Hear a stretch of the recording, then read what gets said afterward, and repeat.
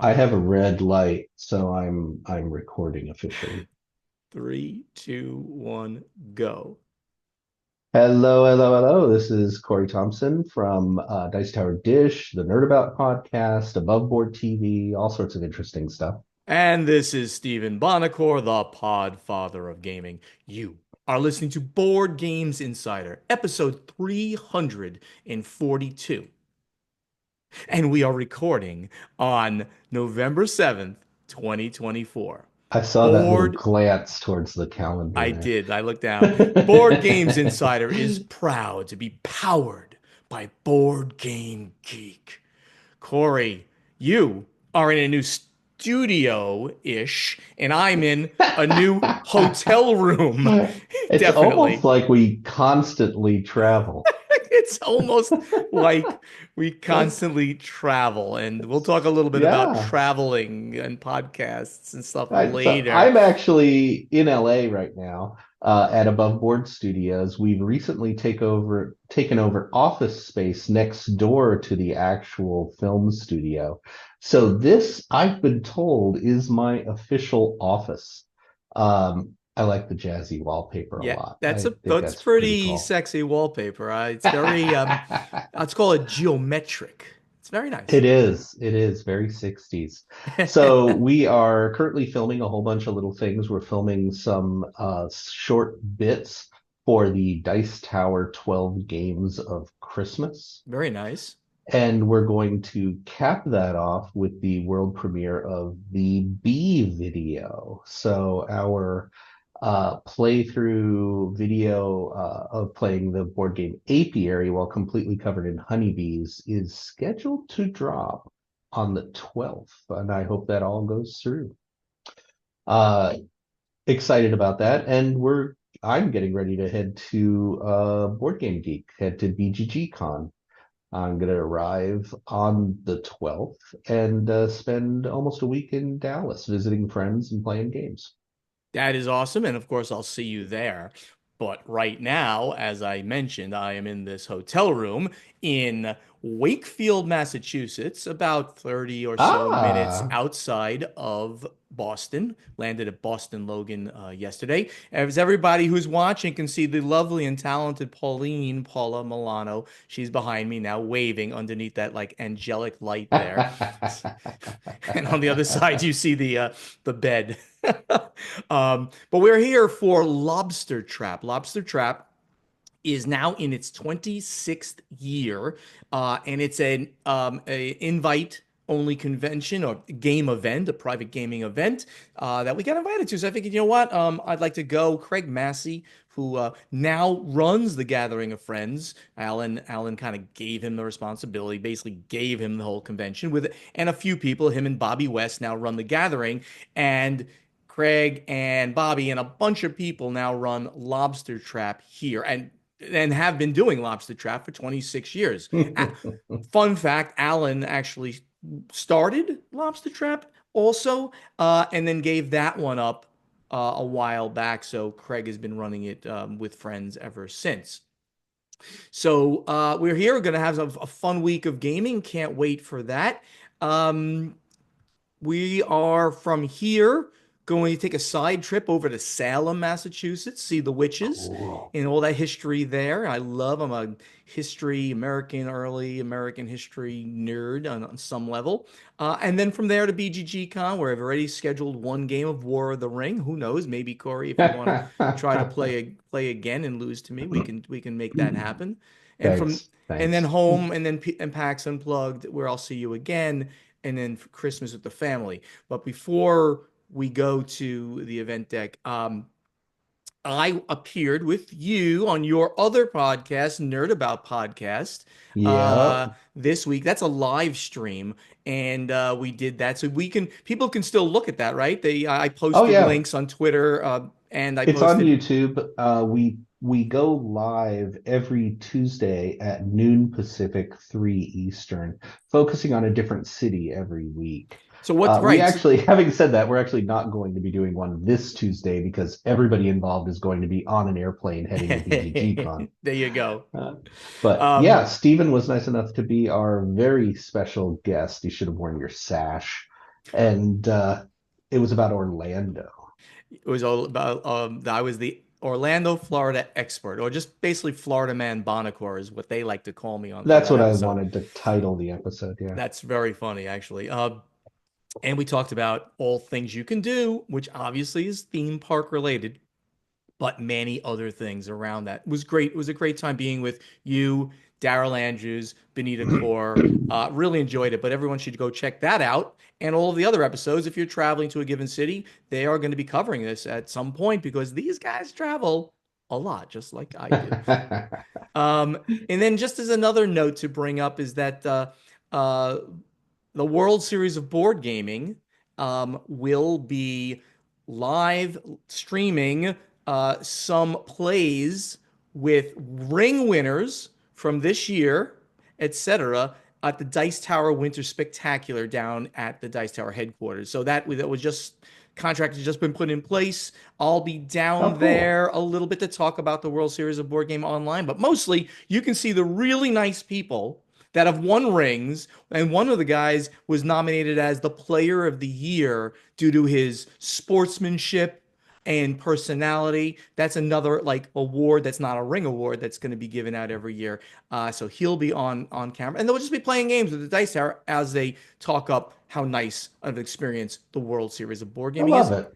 And that's December 10th and 11th. So you can mark your calendars. Of course, I will be mentioning it again as we go forward. In the meantime, I think it's time for the event deck. All right, everybody. First thing is we have more sad news about deaths in the industry. This is the extended industry, and this Yeah. is Greg Hildebrandt, who is Hildebrandt. Yeah. Hildebrandt is an iconic Oh, him artist and of his fantasy. brother, generally known as the brothers Hildebrandt, they're twin brothers who became famous for doing a Lord of the Rings calendar in 1976. And their art is so freaking recognizable.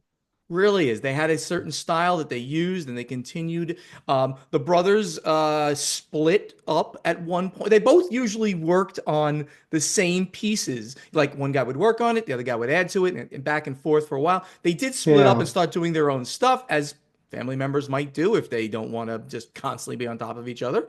But they're one of probably their most iconic piece and a story behind this that I think you told me. Did you tell me the story about the Star Wars poster? It was not you. I know the No, story.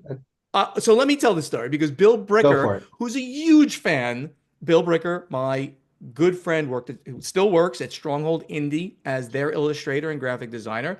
He told me the story about the Star Wars poster, the single most iconic piece maybe of everything they did. That Star Wars poster that just did not look like the characters per se, but it was the first poster for the original Star Wars. It has the um, Luke Skywalker with the lightsaber over his head, and he's all ripped, his shirt's open. And the So there's shine from the lightsaber is the eye of Darth Darth Vader. Vader in the background, a very, let's say, busty Princess Leia in next to him.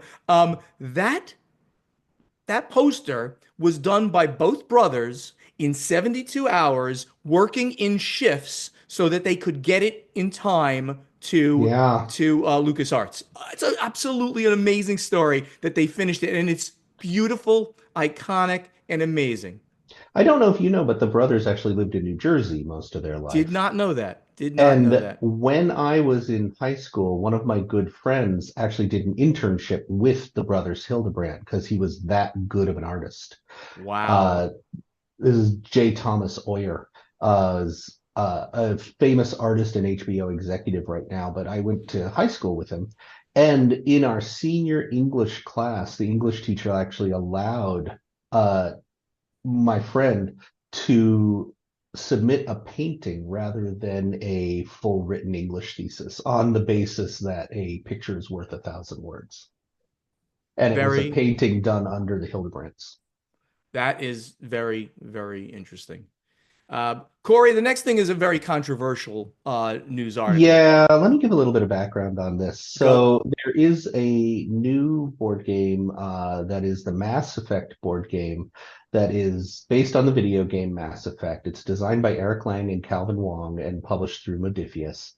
And it's gone through a lot of controversy recently. Um, I don't know if anybody remembers the Mass Effect video games, intensely popular, but they did have some queer and alternate sexuality storylines throughout, and that was a really influential thing in video games. Uh, in the board game, which is now being published, they put pronouns in the rule book, in the character sheets, and not overwhelming, just like it was a nice thing to do within the characters, which are various alien species. Anyway, there was a huge kickback on BGG, which I think is just intensely unfair. But it's a subject we've been talking about a lot. There was a lot of rage posting and rage rating. People were giving the game really low BGG ratings just because there were pronouns in Yeah, the game. And there was a lot of fighting yeah. back and forth about what I think is a very minor It's subject. it. Yeah, and I mean, I just can't get over some people. And I'm going to say it very, No, no. I'm going to say it very clearly. Anybody out there, get over yourself. If for some reason you have a problem with just pronouns on a character card, that were even very much tied back into the original game. So that was in the game that there was alternate sexuality, Yeah. characters, and storylines. Here, I don't even believe the storylines are in the board game, but it just says like Rex, he, him, Tali, she, her. Who gives a F? It doesn't matter. And Deal the with most it. recent thing that happened is the localizer and distributor within Europe, which happens to be Czech Games Enterprises, just stated they're removing all the pronouns from the Eastern European release. Yeah, So I've got to be honest about that. I think that is a very poor decision I'm to just disappointed, very yeah, disappointed. it's disappointing. Why are you going to kowtow to the lowest common denominator of people who can't deal? Listen, guys, everybody out there listening, we want to just be an inclusive industry. It's simple as that. People relate to this, younger people especially. I'm a 60 plus year old guy. This stuff is not part of, my generation, but if people want to be recognized in a certain way, Lyra in this game is a she, they. That's fine. And that's the only reference to alternate sexuality in the game. That's it. You don't have to say it as you're playing the game. You want to be inclusive. And if you don't want to be inclusive, well, don't come to my table. I mean, I'm so disappointed that people then rage rate games. I'm just, And that's this is a whole stupid on all subject we've levels. talked about We've a talked bunch of about, times. yeah, like, oh, this game has to be rated a 10. It's much better than this game. So I'm going to rate it a 10 so it gets to the number one on board. It's just nonsense.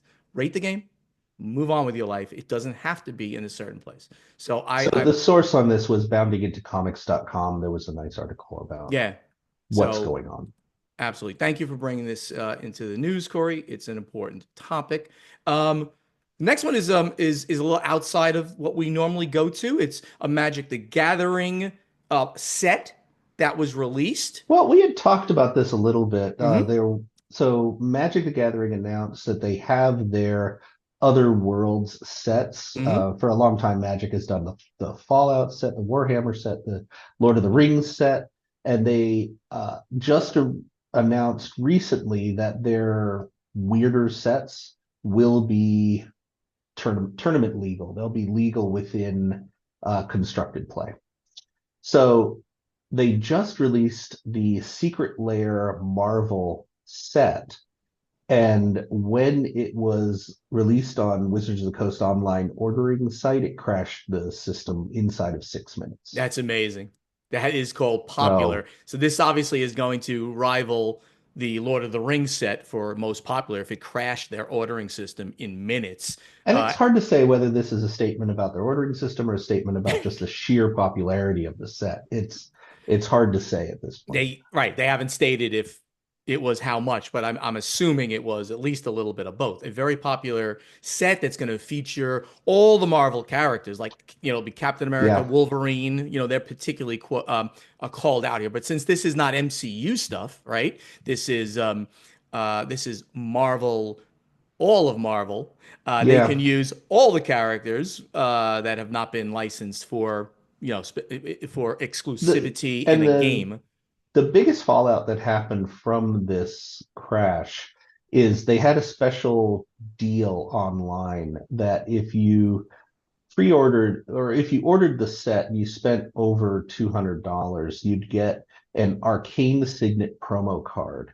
And Oh, news is getting out now that people who were on early and ordered right at the start at 9 a.m. on day one are not getting their promo card because it crashed out and other people got in and they ran out. oh my God. Well, So I hope it they just make good makes on that that. promo Oh, card so much harder to get. oh, that's a cluster. That's not good. No, it really sounds like it was a big cluster. Yeah, yeah. Um, all right, the next one is a really interesting story. It's about that tabletop game jobs Facebook Yeah. page is now going to move into a live setting. There's going to be a job fair that some people are going to organize. That were the admins of the group. Corey, you grabbed this one right from Yeah. from Board Game Wire. So the job site on Facebook is an intensely popular site. It was started by Ross Thompson and Jessica Fisher. And Ross has done so many different things within the industry, involved in Comic-Con, involved in Asmodee. Jessica Fisher is a global Lorcana social media coordinator at Ravensburger. But they started this Facebook group 7 years ago, basically in disbelief that there was no uh, job oriented site or service within the board game market. So now they've been approached by an as yet unknown group that they're going to do a live job fair. It's going to be some sort of convention. They're comparing actually to Gamma Gen Con PAX, but there's going to be a live job fair in 2025 from this group, which is great. This is something that we need within the industry, solidarity and communication within people all going after the same goal. How do I get a job? How do I work within the industry? And people come to us all the time, right? I mean, this is one of the most common questions when they talk to us is like, I would love to work in the industry. How can I do that? And we normally look back at hard skills, right? If you've got illustrator skills, if you've got graphic design skills, if you've got event management skills, if you've got project management skills, if you've got those things that you've proven in the real world, air quotes, then Yeah, they're applicable to virtually any industry, certainly a creative industry such as this one. You got writing skills, right? Think of all the things that we there's so do many and sides to it. need. Yeah, So if you can bring all of the people that need people, right? All of the companies, publishers, distributors, possibly, right? I mean, and you bring them together into a room, a convention, and you bring people who have some skills and like to, or at least like to explore the possibility for the future. You bring them together and you make this happen. Now, it's going to yeah. be hard to have this happen because now, of course, publishers have to travel. It's a big expense, and maybe they're not looking for somebody right now. So, but I think this is a It's a great really good idea. start. This Yeah. is from our friends at Board Game Wire. Yep. And I'd be remiss in saying that the Facebook group has nearly 20,000 members at this point. So this is not a small group Right. making a fair. The story is that the group has gotten big enough that an in-person fair is the next logical Yeah. step. Do they have a way they're gonna fund this or run this? Is there anything here? I saw. In the story, they're implying that there is a backer, some sort of corporate backer who's yet been unnamed, who's going to help it happen. Very, very interesting. I look forward to an announcement because they'll have to announce it fairly soon, with everyone's schedules for a 2025 event. And I Sure. I probably would go. Just not that I'm looking for a My job, own but opinion is I think they would be smart to tack it onto one of the other events, at that least in is the beginning. that is 100% correct. So Let's talk to me. We'll get you at the World Series of Wargaming event or something, or who knows. There's many events where that could be a good We'll idea. tack it on to CoreyCon. Tack it on to Garigon. I love it. I love it. All right, now we go. Now we go, of course, to the controversial, major controversial, and this one is Oh, also off of yeah. our from our good friends at Board Game Wire. The maker of Star Realms, which is Wise Wizard Games, defends their use of AI art in new projects. Board game artists call out ethics of their decision. So, Corey, this is more in our Oof. our ongoing coverage, which is very important about AI art in the game industry. So here was so tell me about it. Do you know more about this than I do? They're defending their decision, but were they called to do it versus people who are yelling at them already? I think it's more of what we've heard before. There's going to be this argument. It's a Pandora's box that just Sure. cannot be closed. Correct. AI art exists. AI as a tool to help in board game publishing exists. And I want to say I am not against AI art. What I'm against is theft of art property. And so we need to be really careful about what the AI art is trained on and what AI art is really doing. I'm against people who are fighting so hard against the concept of AI without really understanding which AI or what AI they're fighting against. So it's a really interesting interview that's too long to really cover in depth here, but Wise Wizard is defending AI generated images within their games. And I think we're going to end up seeing more and more of this. It comes down, unfortunately, to economics. AI art is too cheap, too fast, and too easy for all publishers to ethically decide against. And And it good. sucks. It does. It does suck on a lot of levels. But what one of the things that we've talked about and I mentioned was that it's not a universally held opinion that it is 100% bad. It's not. And the reason is because AI art still needs an illustrator to work on it after it's generated. Bill Bricker, again, I mentioned him in the top of this show. He is completely okay with the use of AI art. And then as he generates it, he then paints it, paints over it, paints and adds to it. So you need to be a trained illustrator to know what good and what is It's good and what another is art bad. tool. It's And another again, it's tool. not the AI art that is evil. It's the Yeah, idea of theft of property that is correct. evil. And they are separate concepts that unfortunately overlap. And a lot of both critics of AI art and publishers will forget to define that zone, define the difference. And I think most people are very interested in trying to create a compensation model that if AI art is trained using this, and this, somehow compensation can happen. And I think we should try to advance that idea on some And there level. are publishers who are working hard towards that. That's great. A compensation subscription model for using purchased art to train an AI. Right. Now, most of this article deals with the game Draconis, which is a new one from Wise Wizard.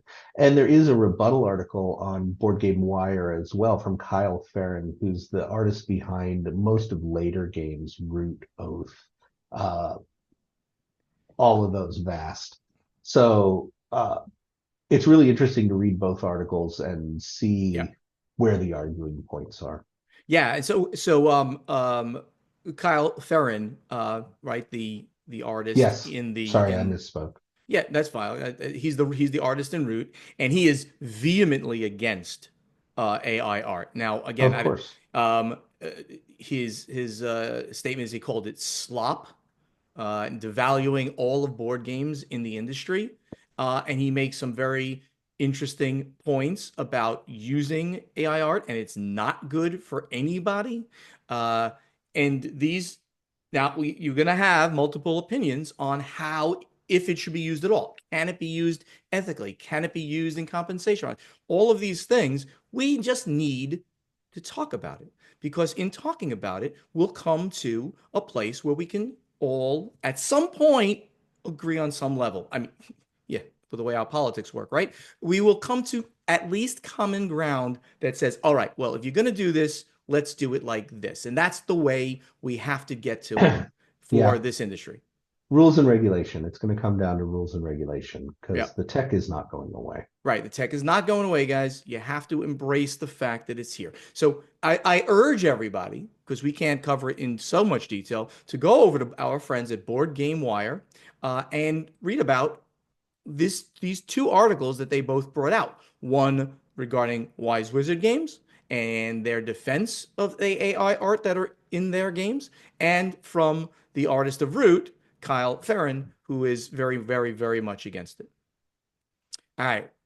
Corey, I think that at this point, because the next news story would take me about an hour to go through. It's about the industry. Thank you for putting a little next Don't week in there. I don't appreciate it. worry, everybody. It's a boring story, and he It's would just ramble it's forever. I'm called it's saving called business. And you know what is this? This is Board Games Insider. We're gonna make people insiders with it. this report that was on. Business, business, business, It's business, it's business, business, business. And literally Corey said blah blah blah blah blah. I don't want to talk about this, business.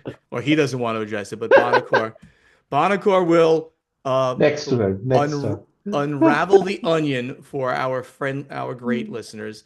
But that will be next week. In the meantime, let's get over to strategy and tactics. All right, Corey. We have something, a great, great, great, great question from Vincenzo Alvarello at Zacco Soldier. Big friend of the show. Thank you, Vincenzo, from Minnesota. Used to be from New Jersey. He says, so Play to Z Games has a board of directors.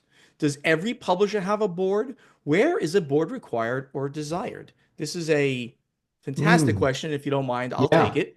sure, go for it. So the short answer is if you have many investors in a company, you want to have a board of directors that will then be able to give advice and consent. It's what a board does in all cases, advice and consent to the person or those who run the company. This is the purpose of a board of directors. So Play to Z is not Zev Schlesinger, owner, like he was at Z-Man Games. It's not Stephen Bonacor, who was the owner at Stronghold Games, right? Until he sold, Sure, right? We sure. we were those. You don't need a board of directors. You could create a board of director friends that would advise you, possibly. But when you need it, at least when you should have one, it's not like a legal requirement, not a legal requirement at all. But when you should have one is when you have a whole bunch of people that have invested in you and you want to ensure you're protecting their investment and their interests. So Play to Z has set up a board of directors, and I would say that um, many, but not most, even companies out there in the board game space have one. It depends on the I size of the just want to company. put out there that if you form a corporation anywhere in the US, you have to define who owns the corporation and they have to be given titles, they have to be given stock, and that by just strict definition is a board. On some level, So but you, but any you, corporation ends up having at least by legality a board. And it's whether you actually meet and make it a board that's the difference right, there. but they're not necessarily a board unless you create the board. That is usually defined in what's called the operating agreement of the Right. company. The bylaws, actually, the bylaws define if you're going to create a board, how that board is structured. Then the operating agreement talks about how the company works. It's a very interesting question.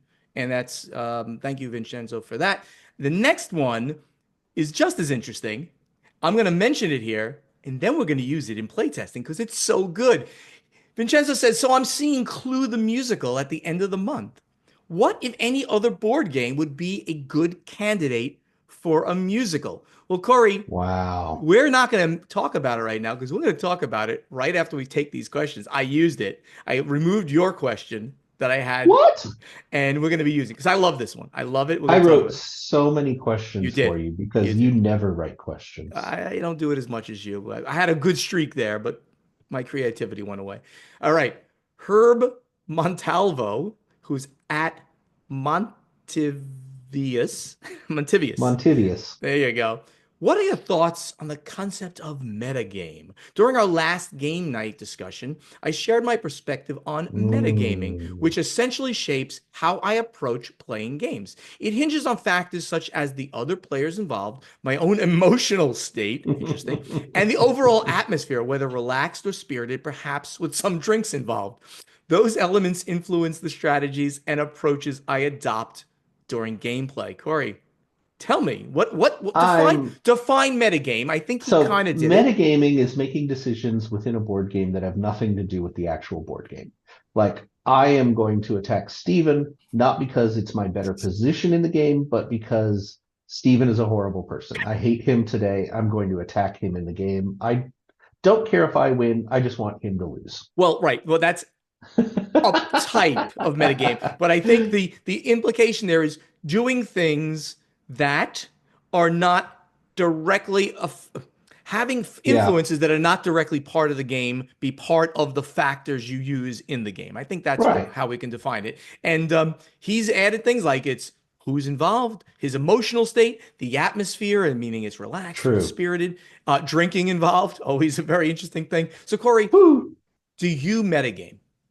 Period. I do not. I'm an old fogey. When I play a game, I am purely playing the game. I don't care who won previous games. I don't care who I get along with or don't get along with. I am playing the game for me Okay. at that moment. So Okay. I honestly, I'm kind of against metagaming.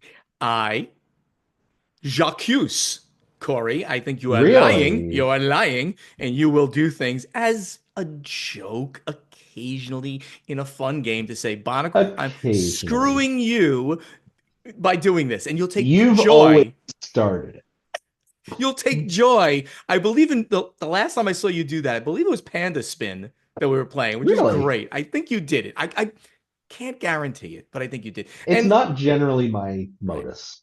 No, and I think that's the line there, right? No, it's absolutely not my modus operandi at all to say, whatever. My Jersey friends trash talk the most of anybody, and Sure. I'm going after this guy because he screwed me in the last. No, I no, Well, no, no, no, here's a no, no. question for you.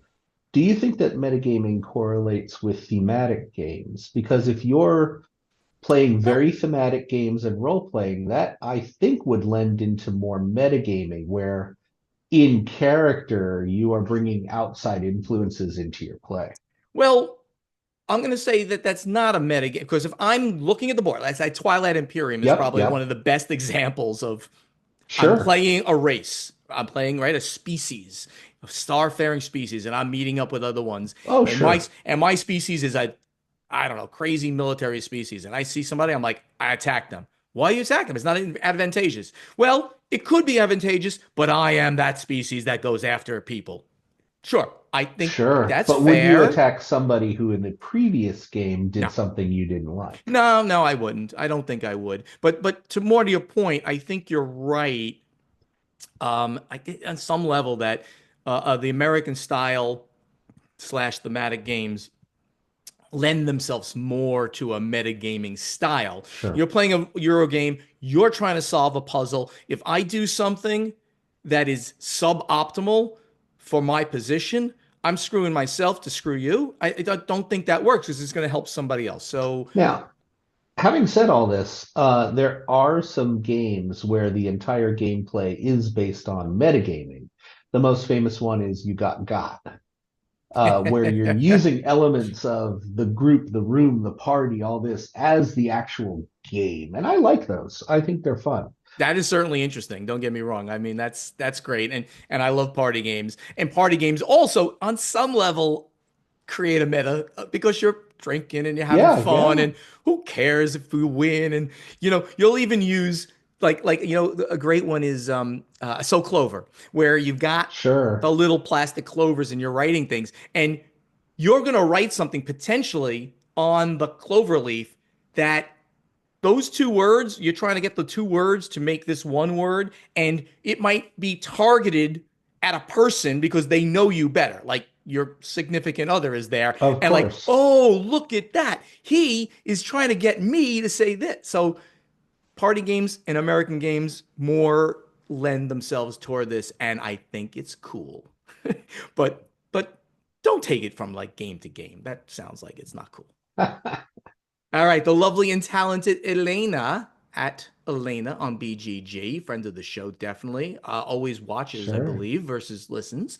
Elena says CGE invites publishers to produce in their factory. What are the pros and cons of manufacturing games outside of China? What are the relative export costs? What are the relative export costs are there long holidays like Lunar New Year in Europe? Which publishers do you think would benefit the most from CGE's new factory? Could American publishers benefit from CGE's factory? Corey, do you want to start and we'll just continue? I mean, I've just heard for a very long time a lot of publishers have tried to print specifically within the US. There's a big demand in the US of US made products. At the same time, the US wants the cheapest products. Yep. Um, so I know specifically Rio Grande did, I believe, one or two print runs of Dominion in a US printer, and they weren't happy either with cost or quality. So they moved on.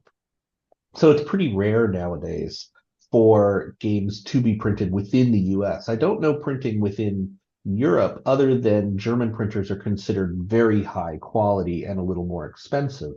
But the vast majority are going through China, as everybody knows. Yeah. So it is virtually impossible, Elena and everybody out there, to even with the cost of bringing it out of China and halfway across the world for the US at least, right?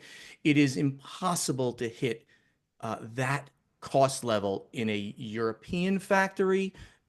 You get close, or in a an American factory, you don't ever really come close. Amazingly, now Yeah. CGE, which is in the Czech Republic, is going to have a lower cost structure than than the German factories, for instance, or the Netherlands factories, right? These are the bigger factories, the most known Ludo factory. We talk about them all the time. They Sure. are known to have very high quality, the biggest publisher of board games in the world, possibly. I don't know that for fact, but it's really up there. And their pricing is extremely high, like crazy, crazy high. And I did do it with them because I wanted games at Essen. I wanted games to make sure that I had the right quality. And in the end, Yeah. they cannot compete with China, and they're not going to be able to compete with the Czech Republic or Poland. And there's maybe another one in a developing country. It's still a European country, but doesn't have the cost of living associated. I don't remember the next one. The other Uh, thing that should be mentioned is uh, China subsidizes manufacturing and business. So Chinese manufacturers will actually print or produce products at a loss if they have to, right. because the government will subsidize that loss.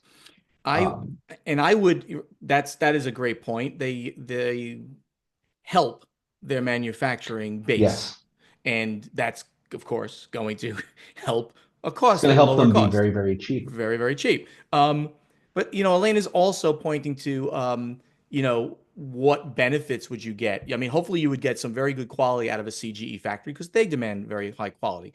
Right. Certainly for card printing, let's think about that for a moment. Card printing, I bet they do not have a plastics um, facility, so Well, that CGE kind of started the rewood movement, which maybe is a whole sure. other side to that, is plastics molding with a wood-based product. You might be able to get that there, probably could, as you said, so it's probably in that factory. You're not going to get plastics. In general, you'll get somebody who will be very on a similar time zone, and somebody will be very easy to communicate with. And the costs will begin to get closer to China, but you're not going to beat China. And of course, the getting it out of Europe to the U.S. is a little cheaper than getting it from China to the U.S. So all those things are interesting factors. Um, she also goes on, factories in China. I've only heard of Panda. How many other factories Oh, there's manufacture board so games? many I'm now. literally hundreds of Long factories. Pack, Hero.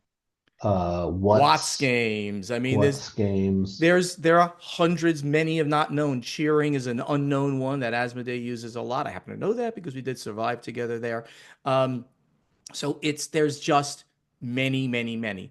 Why is this? Because China has a long history of cheap labor costs, and they've invested in Sure. their manufacturing base, and particularly their plastics injection molding base for 75 years. You're never going to get it better at doing plastics than you're going to get in China. Sad, but true. I remember the Panda, I think, also manufactures boxes for Apple. I did not know that. Maybe, maybe not. I don't Does know anything about it. does Apple production and new release season affect board game production? What would a factory that solely focuses solely on board games and puzzles provide some advantage for board game publishers? Well, interesting thing on the timing there, the manufacturers always have a queue. You send your files and it'll go into the line and they'll go through the queue. And when your turn comes up, they print your stuff and it's going to affect the timing of your game. So you want to get it in early. You want to negotiate the logistics. There was a controversy a couple years ago where some board game publishers were paying to cut in line. And this became a whole thing of certain games being delayed because they got bumped out of line and certain games coming up unexpected because they actually paid tens of thousands of dollars to cut in line. Yeah. I haven't heard anything about that in the past couple years, Mm-hmm. Yeah. but this was a big thing a few years ago. And just to wrap it up, there are no factories that will only do board games in China. They will do everything paper and wood related, everything. And the ones that don't have plastics, they then subcontract to their buddy down the street who does the plastics. And that's how you get your game together. So we're going really long today because it's been such an interesting conversation. So let's get directly now to play testing. Dun, dun, dun. So, Corey, last week you had a very interesting question. Why don't you read it for us while I go look at some answers? So the question was, what is your preferred way to learn how to play a game? And I gave four options. Yeah, Be I taught actually by a gave them. friend, rule book, instructional video, something else. No, I think I did it. I think I wrote the Yeah, whole maybe. question. Maybe you did. So I think the overwhelming majority of people went with rule book. Peter Tierney says, I can't be taught by a friend, as usually I'm the one doing the teaching, even of my friends' games. So he's a rule book reader and he goes and does the rule book. He does like to watch a video as well. Josh Wasser, he says rulebook followed by taught by a friend, and videos are good for an overview, but I usually watch them too far in Yeah. advance to be able to just play. And I'll give Mario one. Sousa, Yeah, definitely taught by a friend after that reading the rulebook myself. Teaching a game is quite a task when considering some of the heaviest games, so I have a lot of respect for people who teach games and do it well. I actually compiled the results of all of our answers if you want to know what the real amazing. percentages were. You're amazing that you do that. Yes. What are the percentages, Corey, that use one of these different systems? So I gave partial credit. If people listed multiple answers as a first, second, third, I gave more weight to things that were the first Oh choice. my God. So the number one, like you said, was rulebook. And this kind of floored me. So 35% were Yeah. rulebook, but the percentages were pretty evenly split. What I found really interesting is there were some other categories that we did not think of. A lot of people had mentioned just set it up and play it solo to Oh, figure it out, oh, which was nearly 10% oh, wait. of the And replies. set it up and play it solo. Yeah, yeah, yeah. Okay, I get that. But that's Actually, a really, lot of times it was set up a two-player game and play both, yeah, I mean, which I is mean, kind of similar, but you're really reading the rule book as you do that because if I'm gonna yeah. read the rule book, I'm gonna set the game up so I understand where everything is. So And it yeah, was I mean, almost always a co-choice along with rulebook or with video. So altogether, 35% rulebook, 32% video, and it was split between playthrough videos and instructional videos, and I split that out as well. And then 24% taught by friend and about 10% just play it. that's great. Really great. Thanks for that question last week, Corey, and thanks everybody for those answers. We are Yeah, I running loved it. really, really long here. So let's get to our next let's get to our play testing question for this week, which, as I mentioned, comes from friend of the show, Vincenzo Alvarello, because he asked it up It's taking top. my job. He's taking your job away, and he said his and it's so there is Clue the musical, which is touring around the country now. I kind of rephrased this question. What other board games would be a good candidate for a musical or a play? And specifically here, Wow. I actually changed it a little bit more. So we're talking about things that are theatrical productions. What game would be a theatrical, not a movie, not a TV show? What games would become a good theatrical production, be it a musical, be it a dramatic production? Sure, So sure. think Broadway, don't think movies and TV. Corey, come on. I know you have 10 answers at the tip of your tongue, or I not. have 10 answers at the tip of my tongue, and they're kind of split between thematic games that tell a story. And I think the best one of this would actually be Clank Legacy. It told an absolutely amazing, crazy, funny story.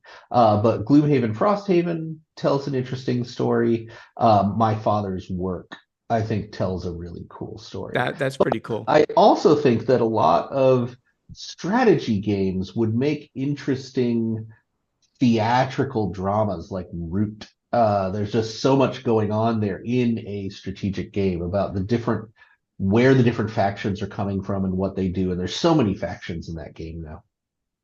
Very, very cool. I'm right now trying to get the lovely and talented Paula behind me, who, by the way, her profession at one point in her life was stage manager. She's got a degree from Mason Gross the Mason Gross School at Rutgers University in stage management. So, Paula, could you have an answer for us? She will refuses to answer the question. She does not want to be part of this nonsense here. But for It is me, nonsense. it is a great question, I thought. I Um, love it. I don't know. I don't really know. I mean, I obviously I could pick War of the Ring, of course, because hey, and you'd have to do it like in I three think they already pieces. did a book and a movie on that. Yeah, but I was It's talking theatrical production.